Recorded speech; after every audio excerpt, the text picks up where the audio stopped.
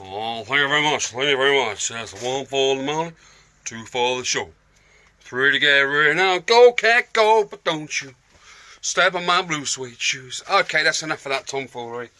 How the devil are you guys? I'm only mucking about, you know me. Right. Do you know the parts cleaner failed the other day? And I said I fixed it and I turned it on and it wouldn't work again. Well, I've just cleaned it again. And here we go. Works bloody perfectly. I can't get it to not work. Because I think I know what's wrong with the impeller.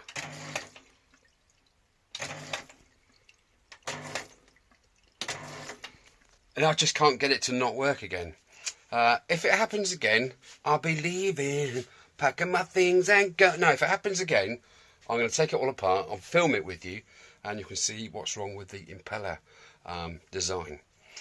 And I think I have a cure for it. But until that happens, what's the point in trying to fix it? Okay, so anyway, long story short, I've emptied out the spoke tray in the kitchen sink, and there we have 36 nasty but fairly cleanish sort of spokes. They are still got that black painty stuff on. Now I'm going to get me dog's toothbrush, the brass one, and I'm going to give them a good sort of good rubbing off with that. This was also sunk in the sump of the parts cleaner, which is the kickstart. I've had a bit of a brush with it already, as you can see. Look, it is pretty clean. That's pretty good. Okay, so that is, I'm going to paint that. I'm going to paint that with that coloured lacquer, that black lacquer. I reckon that's going to pop on the side of there. Okay, right, that just needs a little bit of, it's a little tiny bit of rust. Where are we? There, a little bit patina. I want to get rid of all that patina on there, so it's all this colour. Then it's good to go, isn't it? Okay, oh, my shoulder hurts. Ow! Oh, my rotor calf muscles knackered. I need a steroid injection in it, as do I in my knee. I've got an appointment on Tuesday to go and see the doctor. Those of you that have had steroid injections before, you'll know what that entails. I haven't had it yet, but my wife has many. She has metal plates in her wrists. Good for left hooking me. No, she's got very bad wrists, so she's got metal plates in them. She's had many injections, and they are not pleasant. So I'm not looking forward to it, but I'm literally incapacitated now with my leg. The only decent thing I can do with it is ride a motorbike. Driving a car, nightmare, because you have to keep pushing the clutch down, and it's like you're kneeing a load of broken glass, or there's someone's going into your knee, behind your kneecap with an auger bit on a drill. That's the feeling that it is. That seriously, it hurts. Okay, right, I'm going to crack. Oh, the wheel. Let's have a look at the wheel while we're at it. Can you see them nipples now? Look, I've had the wire brush around the whole circumference of the wheel, and yeah, we're looking okay on that. What I've done, literally, I've squirted lubricant in these nipples, and what I'm doing is I'm rotating, every half an hour I'm rotating it and squirting the other nipples, rotating it, squirting it.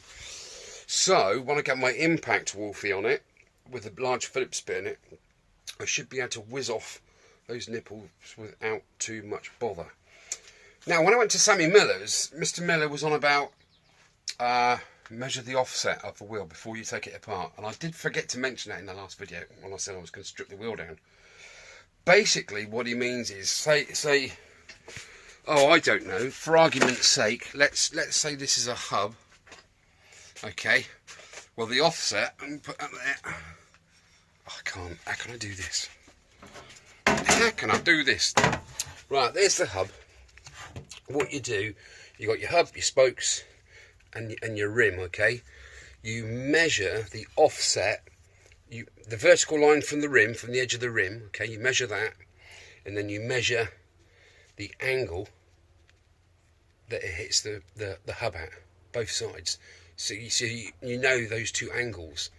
Now, every time I've laced a wheel, I've just laced a wheel and done all the nipples up fairly equally till I've got a bit of pressure on it, a bit of torque, a bit of tension, and then I've gone from there to true it. But no, Mr. Miller, he was on about it, and I got home and I thought, do you know what, the old boy's right. Well, of course he's right. He knows everything and I know nothing. But offset is what it's all about. It's not, some of you guys have commented in the past on my CB100N video and the CD175 when I laced the wheels on it. Oh, don't forget about the offset. And I'm like, what? What are you talking about? But there you go. He explained it to me, Mr. Miller. And I've taken it on board, and I will try and get some measurements from that wheel there and try and replicate them when I put the spokes back in. So there we go. That's what offset's all about. Are you still awake? I wouldn't be. I'd be Zing it by now. Okay, right, leave me to it. I've got lots to do. What am I hoping to achieve today? I'm hoping to achieve parts cleaner failure and refix. No, seriously, my knees caning, my shoulders. I'm holding the camera with my left arm, which is the dodgy shoulder, and I've got my right arm supporting my left arm to keep the camera steady. Sad, isn't it? That's what happens when you get old. You start falling to bits, isn't it right, chaps? Okay, well, I'm going to press pause. I'm going to brew perhaps a nice tuna and cucumber sandwich, and then I'll see you back here in a little bit. Take it easy, guys. Little fatty reggae. Right, I have 2 skanky spokes left. I'm just going to show you the cleaning process, as I have already done 34 of them. It's not bad, is it? Not bad at all. From what they were, you saw them. I've got 2 more left. I'm just going to show you how I do them.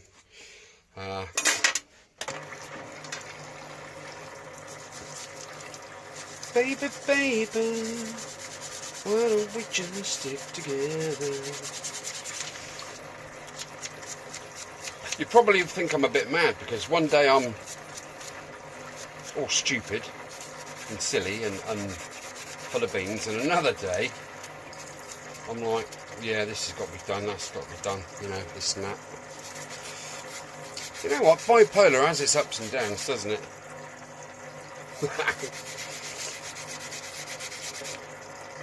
Yeah, going back to these spokes, it is such a labour intensive job. Whatever you do to a spoke, you've got to do it 36 times. And you know, you can't. Oh yeah, this is how you do your spoke. Oh yeah, that's lovely. You've got to do it another 35 times now. Oh god. But when spokes are, I mean, they're not bad, you know, sort of average sort of £3 for a spoke, right, plus VAT, which isn't bad for the, you know, the engineering that's gone into. That's not bad, but when you times that by 36 or 72, 2 wheels, that is an awful lot of money for these tiny bits of coat hanger, isn't it, really? Thank you, my dear. Oh, gone brew. Thank you. Fantastico. So that's why I like to just get my hands dirty and restore stuff. I mean, I'm going to go through the, I mean, you can still see the paint. You've got shiny black, and all that. And not all of these spokes are going to make it back into the wheel. The beauty of it now is I will have, when I strip that other wheel down, I will have 72 spokes in which to pick out 36 good ones. So, you know, I could have just bunged some money at it and that, but, and you can also, once you're doing this, you can literally bend out the kinks. I used to go there on a Saturday, come dancing. Just get rid of the kinks as you go. A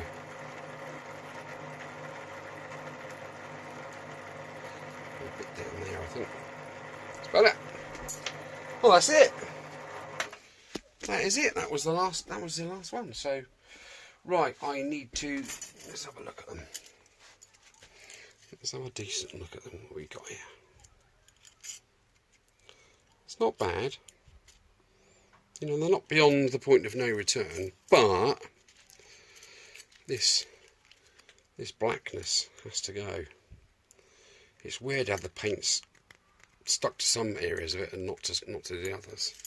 Anyway, so there we have 36 vinegared brushed, polished, whatever you want to call it, scraped, clean spokes. So they're nowhere near ready for the bike yet because they need to be removed paint, they need to be checked over basically to make sure that they're sturdy enough and they've still got the gauge to them. If they're below par, they're going to go in the oh crap drawer for emergency purposes, shall we say. Okay, right, time to go and put my feet up, I think, for half an hour. Does your eyes in after a while doing that. Anyway, all worth it, wasn't it, in the end? Nice one.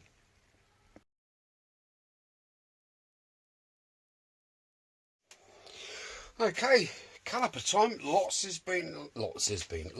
been happening since you saw me last. Okay, there is my basic essential 3 parts. You got your pot, you got your carrier, and you got your float. And you got your spring clip to throw on the floor. Right, what I have done, I'm just going to remove this. Let's put some light on. In thither is where the bolt goes. One of these, okay. Another one, obviously, goes through there and then into there. What I've done there is a groove inside that seal there. Why isn't that focusing? That's better. And I've literally got my little cotton bud without the cotton, and I've been dabbing it in me grease, and I've been filling up that gap inside there. I've done that on all 4 seals. Okay, and I've also gone around the internal bore of that where there's a brass bush, and they just pop back on there nicely like so. So I've done all 4 of those. That's packed, that's wipe, pack, wipe, so on and so forth. Okay, just about see some grease inside there. You don't want too much, you don't want to absolutely fill it up because it will just squirt out everywhere and get on everything and contaminate the pads, and it'll be a right nasty mess. Go get him, boy, go get him. Right, let's stand you there, sort of thing. I don't know how much you can see there. I'm going to try and put this together as is. Everything's been painted, as you can see. I've put that little lens back on that little viewing eye so you can see the pads. Now the brake pads themselves, these are the ones that were on the bike. Okay, what I've done is I have given them brake cleaner. Squirt, rubbed it off. That sounds a bit dodgy, missus. I don't know where the cloth gone, but the cloth showed all sorts of nastiness on there, which is good. So I cleaned them 4 times. 4 times I squirted those brake pads, and now they grip like something that's rather grippy. Right. Okay, what are we doing here then? That now wants to... I've got a visitor coming. Hello. Delivery. Oh, delivery? Yeah. Postino? No, Hermes. Hermits? Right. Hermes, trying to advertise. Not Packlink, Packlink. Oh, I wonder what that could be. Should we have a look in a bit? Let's do that in a bit, okay? That's not bad, but it's like 7:30 at night. I don't know. A bit crazy. Right, so I need to get this thus and this thus. There's 2 pins, bolts that go through the carrier. Okay, one of them has a rubber seal on there. I've lightly lubed them. Again, I've lightly lubed that because that's where the caliper slides along on the shoe. Okay, it slides along there. So now I know that the rubber seal bolt goes this side because I'm looking in the Haynes manual.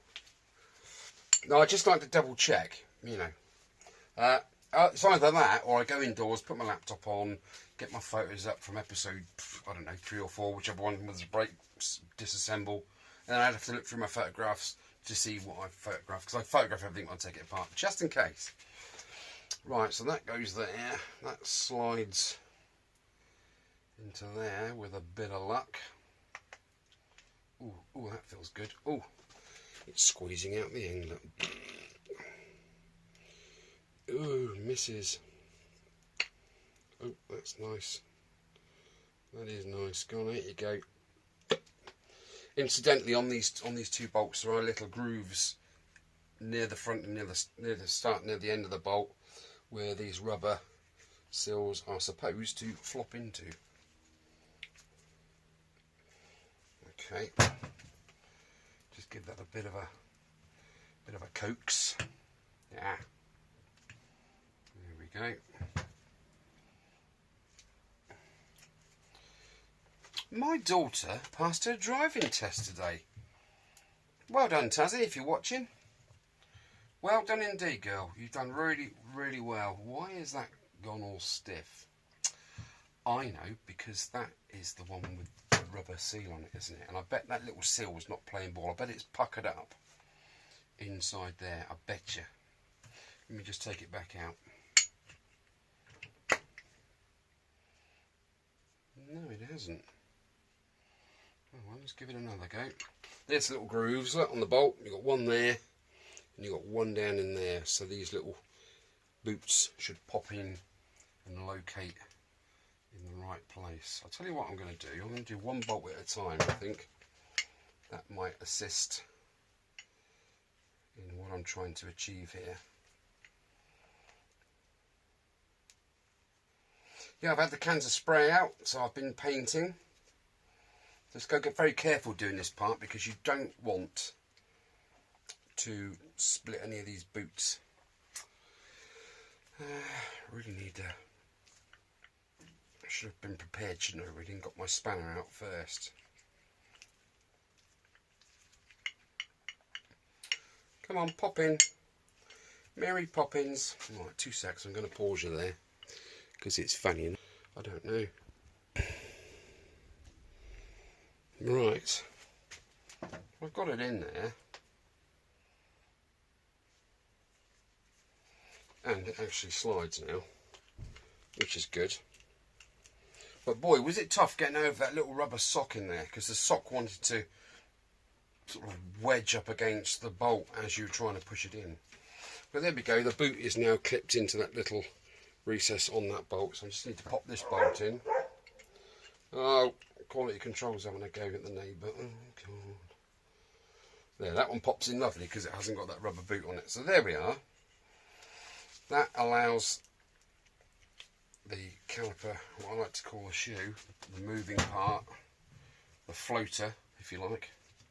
We all like a good floater, don't we? To move up and down. Apparently these are notorious for seizing, these calipers, and I can see why. That design isn't the best, in all fairness. There seems to be too much going on here. It's not simplified. And as for that rubber seal in there, I'm really not happy with this, because yes, it moves, but see, it does move, look, but it's not as free as I would like it to be. That feels, you know, you put your foot on the brake, or your hand on it, you pull the lever. I don't know, it feels like it should be freer than that. Whether it'll work in or not, who knows. If I've done anything wrong, guys, just comment below, and I will take this apart and rebuild it again. Okay, well, that bit's done. Let me just dry my fingies off, because it's a brake caliper at the end of the day. You want grease over everything, do we? So I've copper slipped that on there. Now all it's left to do is quite literally put the caliper, it's really going that way, isn't it? Put the caliper back on there, and then I can pop the pads in, pop the cover plate on there, and the retaining spring. The only other thing I need to sort out is got a shim, and I can't remember which pad it went on. Now I don't know if there was supposed to be shims on both pads. all I'm doing is I'm just greasing up a bit of copper slip on these two bolts. Like go in there thus. Get me 14mm.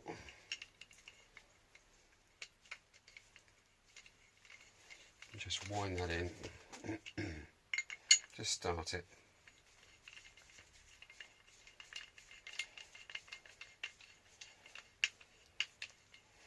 There we go. Just do it even. I don't want to do this up with the Wolf because it's you know, it's a delicate piece of kit, isn't it? Really, a brake caliper. Oh, I do remember that this was bloody tough to get these bolts undone, wasn't it? So once I've pinched it up, once I've done it evenly, I'll wolf it together in a little bit. Okay, so that's basically the caliper back together as a unit. Alright, now the pads, the pot needs to go back in a bit.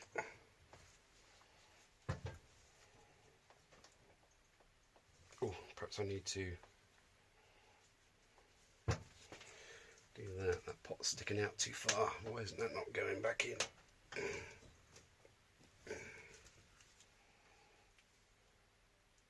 Or is it? I think it is.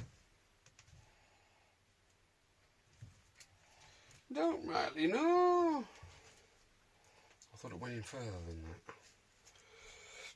Well, I'm going to pause it there because live TV never goes true, does it? Never runs smoothly. So I'm going to pause you there, get this back together, and then we'll go, ah, look what I made earlier. 2 seconds.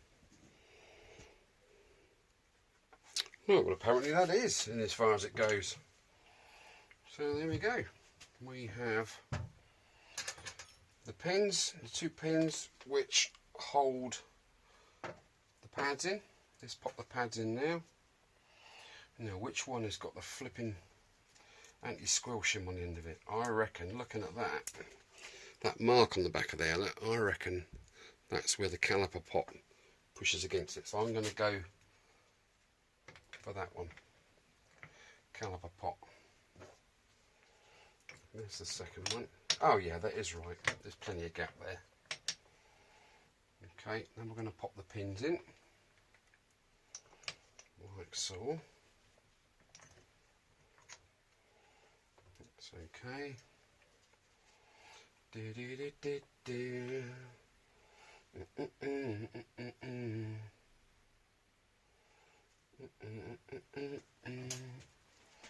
put the other pin in. Pininfarina. Okay, I'm going to move them around so the holes are vertical, because when this clip goes on, those pins go in those locating holes vertically. I'm just going to rotate that one a bit. Bloody rotate. Okay. Right, I think that's it. We've got the pads in. Plenty of gap in there, look at that. So yes, that piston is in as far as it could possibly. I'm now going to put this top cover on, which goes on that way, and you'll notice that there's a spring clip there to keep pressure on the pads so they don't just rattle around in there. That's basically all that clip is for. Alright, there's 2 little recesses in the back of the holder, and 2 little clips there, so we'll pop those in like thus. I'm trying to keep them apart and then get the pressure on with them springs, and then do this screw up all in one foul swoop, like so. I mean, that little window's a bit of a gimmick, isn't it? You can't actually see. You can't actually see. Perhaps when it was brand new and that was completely transparent and see-through, perhaps then it might have done. But there we go, there's the built caliper. Right, all I need to do now is pop in this brake retaining spring clip. I think it goes that way.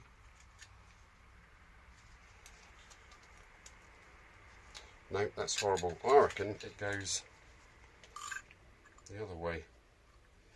Yes, it does. Right, okay, back together pretty much, isn't it? Bit of a cock up, but there we go. It's my first time I've done one of them calipers. Can't say I like it too much, but there we go. Apparently it works, but then it seizes, so. But not with that copper slip grease in there. Right, catch you later. Right, as luck would have it, I completely mucked that up. I put the pins in the wrong side. I'm glad you lot were shouting, no, that's wrong, Easy, that's wrong, you got it wrong, you muppet. Okay, so the pins go in from this side. I did wonder, actually, why that was a little bit on the tight side. She cried. Tight side, she cried. Pin number 1. Through both the pads. Out the other side. And then, allegedly, this goes in there. That goes in there. Thus. And then that clips all around there nicely, as it should do. Okay. Now I can put the this top piece on and put a bit of tension on them pads. What a muppet, sir. There, that's better. Amateur. Oh, amateur. Have you guys been watching Ichiban? Ichiban Moto? He's taught me all I know, honestly. No, it's just a spoof. But he's a cracking lad. Cracking laugh. Spork. Who would have thunk it? A spork. Okay, so now that's back together as it should be. Groovy. I'm going to wrap this up now. I'm going to have a brew. This might be the end of episode 14, actually. I don't know. If it is, thank you for watching. If not, you'll see another bit in a second. Take care anyway, and I'll catch you a bit later. Adios, amigos. Right, before we go, let's see what's in the box. I love the way people package things these days. It's just, oops. I genuinely can't remember what this is. I gave myself a fright last night. I sat down and I totaled up the amount of spendage so far. Bearing in mind I've not incorporated the price of the parts cleaner or the gunk fluid or any of my sprays or lubes, greases. I've literally totaled up the parts that I purchased. Bear in mind, okay, I was given very kindly 2 wheel rims, so I've not had to pay for those. Okay, God, flipping heck. I haven't had my shreddies today. What is it? Ah, I know what it is. No, I can't see it, but I know what it is. Chuffing neck. Good job it's not Christmas, isn't it? It's like waiting for Christmas, isn't it? This was very expensive, and it shouldn't have been. But someone else wanted it. You know, I've got an exhaust pipe and I've won on that. Okay, I lost out on this. But it's one of them parts. It's just essential. I can't not have these. It is, if you're into your CB250RSs, the bars, the grab rails at the rear, which the indicators fit onto. Let me just pause you there. Fair not, fair maiden. Right. Now there are 4 here, but I only need a left and a right. So there's 3 rights and 1 left. It was a job lot. I bet the guy, the seller, looked at his eBay. It was on 16 quid for the week, I think, and then all of a sudden, bosh, up it went. I bet he thought, what the chuff? So there we go. The indicators, that fits on by the saddle, and the indicator clamps on there, the rear indicator, okay? So that would be a right hand. Right, so yeah, there's the 3 right hands, and there's the left hand. Look. I mean, it is a specialist bit of kit. You could have probably knocked it up out of something else, but... And luckily, the chrome's okay on it. Just needs a darn good cleanage. And a polisher eyes. Right, so I got what I needed. These 2 will go back on eBay. I had to pay a pretty penny, I will tell you, to get that. So, swings and roundabouts. Okay, right, I'm going in now. That's it for the evening. I've had enough. I am tired. I could do with an early night. Trouble is, when you can't sleep at night, it's a nightmare, isn't it, Andy? You know what I'm saying? And Brian. We're all in the same boat, boys, aren't we? Okay, guys, well, take it easy. Take care of yourselves. Until I see you again in episode 15. This is the end of episode 14. Love to all. Take care. Thank you for your comments. Thank you for your best wishes. I'll see you again soon.